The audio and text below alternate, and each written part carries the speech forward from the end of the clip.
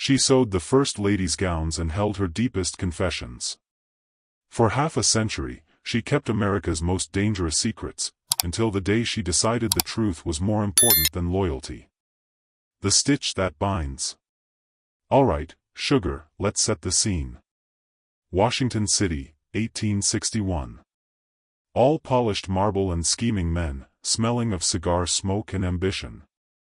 Into this lion's den walks our Lizzie, Elizabeth Keckley, but she ain't walking like a scared mouse. No, honey. She walks in with her head high, a portfolio of dresses under her arm, and freedom papers in her pocket that she paid for with every drop of sweat and tear she had. Now, Lizzie wasn't just some seamstress. She was an artist. Her hands could make silk whisper and taffeta sing. She'd bought her way out of slavery down in Virginia, and let me tell you, that's a story of pain and grit we'll get to. But right now, she has one goal: get to the top. And in Washington, the top is a nervous, fashion-obsessed Kentucky woman named Mary Todd Lincoln.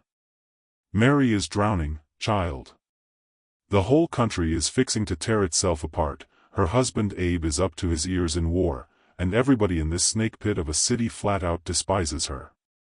She's desperate for a friend, and even more desperate for a dress that'll make those high-society biddies swallow their nasty tongues. So when Lizzie gets the call to the White House, she don't bring just her needles. She brings a quiet understanding that Mary spots right away. While Lizzie's taking measurements, Mary starts talkin'.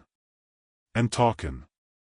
About her fears, her headaches, the awful letters, her sweet boys, it all comes tumbling out to this elegant black woman kneeling at her feet with pins in her mouth. Lizzie listens. She don't gossip. She don't judge. She just sews and nods. And when she helps Mary into that first gown, a magnificent deep rose creation, and Mary sees herself transformed in the mirror, a pact is made without a single word. Lizzie becomes more than a modiste. She becomes the vault. The one person in the whole world Mary feels she can trust. But here's the twist, baby, on that very same day, as Lizzie is leaving through the servants' entrance, a tall, sorrowful-eyed man in a dusty coat holds the door for her. It's the president himself, Abraham Lincoln. He looks her right in the eye, really sees her, and says, "I am glad she has you. Keep her steady for me." He wasn't just talking about dresses. He was giving her a job. The first secret was entrusted not by Mary, but by Abe. And Lizzie, with a simple, "I will, sir," accepted a burden heavier than any ball gown. She was now the keeper of the Lincoln family's fragile heart. Shadows in the White House. 2 years in, sugar, and that big White House is more a tomb of sorrow than a home. Little Willie Lincoln, that bright boy, took fever and died. The light went right out of the place. Mary, oh Lord, Mary just shattered into a million pieces. She took to her bed for weeks, screaming in the night. The politicians? They whispered she was mad. The staff? They were scared of her. But who was there in that dark room, holding her, bathing her, putting cold cloths on her head? Lizzie. Lizzie was the one who prepared that poor child's body for burial. Can you imagine the strength? She combed his hair, closed his eyes, and carried that memory like a stone in her own heart. But this is where the plot thickens, chilly. While Mary was lost in grief, Lizzie was running a whole other operation right under the White House roof. See, Washington was filling up with contraband, folks like Lizzie who'd fled slavery, coming with nothing but the rags on their backs. And Lizzie, using her position, started the Contraband Relief Association. She'd finish a fitting with Mary, listen to her cries, then go down to the basement and count coins she'd wrangled from wealthy abolitionists to buy medicine and shoes for her people. She even got President Lincoln to donate. Think about that daring. One hand soothing the First Lady, the other building a lifeline for the freed. But one night, Lizzie's two worlds crashed together. She was in the basement, sorting clothes, when she heard soft footsteps. It wasn't a servant. It was Tad Lincoln, the president's young son, holding a toy soldier. He'd seen her coming down there for weeks and was curious. "Lizzie," he whispered, "are you helping the runaways? Papa says we must help them." Lizzie's blood ran cold. If the wrong person heard that a black woman was running a secret charity from the White House, it could ruin everything. She knelt down. "Master Tad, this is our secret. Like a spy mission. Can you keep it?" He nodded, serious as a general. But from that day on, Lizzie knew the walls had ears, and even a child's whisper could bring the whole delicate house of cards tumbling down. The pocket and the promise. War's raging, and Mary's spending is raging right along with it. She's drowning in debt, child, buying silks and shawls to try and fill the hole Willie's death left. Bills are hidden in drawers, creditors are sending nasty notes, and Mary is trembling with fear that Abe will find out. So she comes to her only friend. "Lizzie," she says, clutching a stack of overdue bills, her eyes wild. "You must help me. They'll say I'm betraying my husband. They'll say I'm a traitor." And she devises a desperate, foolish plan. She asks Lizzie to be her go-between, to take some of her fine things and quietly sell them to dealers, no questions asked. Lizzie is stuck. Refusing the First Lady could mean losing her position, her access, everything. But agreeing? It's dangerous and wrong. She agrees, but only to control the situation and try to minimize the damage. It's a terrible mistake. Meanwhile, President Lincoln starts seeking Lizzie out, too. Not for fashion, but for truth. In hushed tones in a hallway, or while waiting for Mary, he'd ask her, "How is she really, Mrs. Keckley? What do the people on the street say?" He trusted her quiet observation more than his general's flashy reports. One evening, he shows her the Emancipation Proclamation before it's announced. His hands are shaking. "Does it look strong enough?" he asks, not a president, but a weary man. Lizzie, whose own son had been snatched from her by slavery, reads the words that will free millions.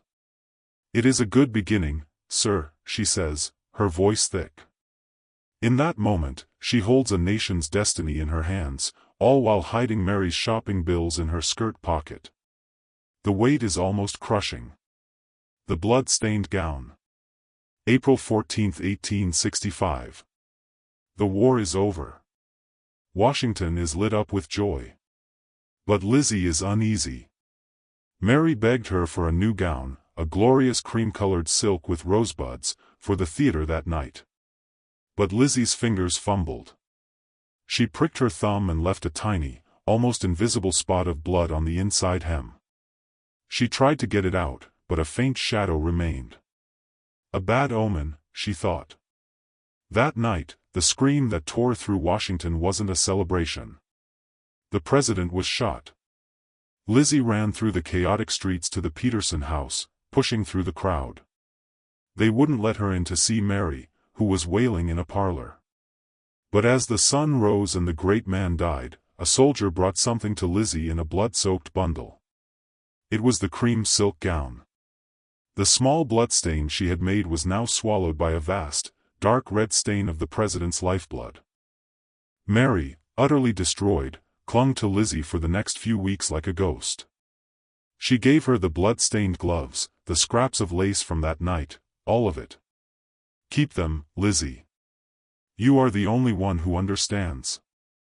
And in that moment, Lizzie wasn't just holding fabric, she was holding the physical evidence of a national tragedy. She was now the keeper of relics, of a widow's most horrific memories. But the final, shocking twist came a month later. Mary, preparing to leave the White House forever, pulled Lizzie into a closet. Not with more grief, but with a cold, hard fear. "They will rob me, Lizzie. The vultures. My debts, they must never know." She pressed a heavy, locked metal box into Lizzie's hands. "Hide this. It contains private papers. Letters. Things that could be misused. Guard it with your life." Lizzie took the box, its weight a promise she didn't fully understand. What secrets were inside that were worse than debts? Whose letters? The mystery box sat under her bed, a silent, terrifying companion to the blood-stained gown in her trunk. The vault opens. For years, child, Lizzie kept her promises. She tried to help the broken, penniless Mary, who was being hunted by the press and called Mad Mary. But when Mary's own son, Robert, had her committed to an asylum, Lizzie's heart broke. And then she saw the newspapers. They were dragging her friend's name through the mud, telling only cruel, twisted half-truths. So, in 1868, Lizzie made a fateful choice. She would tell the full story. Not to betray, but to defend. To show Mary as a suffering mother and wife, to explain the debts, to humanize her. She would use the money from the book to help Mary.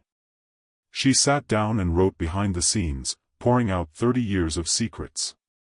But, oh honey, the storm that followed. The white world exploded. How dare a former slave write such intimate things about the Lincolns?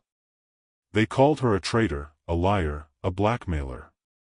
Mary, humiliated and sick, turned on her completely. "You have betrayed me," she wrote. Lizzie's dressmaking clients abandoned her. She was cast out, friendless. And what of that metal box? Lizzie, in her book, never revealed its explosive contents. But Auntie May will tell you what history whispers. It held Mary's frantic, paranoid letters accusing politicians of treason, perhaps even love letters from before her marriage, and records of debts that implicated powerful men. Lizzie, in the end, kept the biggest secret of all.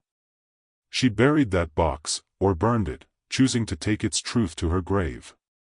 She died poor in 1907, in a home for destitute women she had once helped fund. They buried her in an unmarked grave. But stories, like ghosts, don't stay buried. Today, we look back and see not a betrayer, but a witness. A woman who held the secrets of power, who carried the grief of a family and a nation, and who, in the end, dared to tell her own truth. She was Elizabeth Keckley, slave, artist, confidant, keeper of secrets. And that, my dear, is a story stitched in triumph and tragedy, strong as any silk she ever sewed. Now, who wants some tea? My throat is dry from all this talkin'.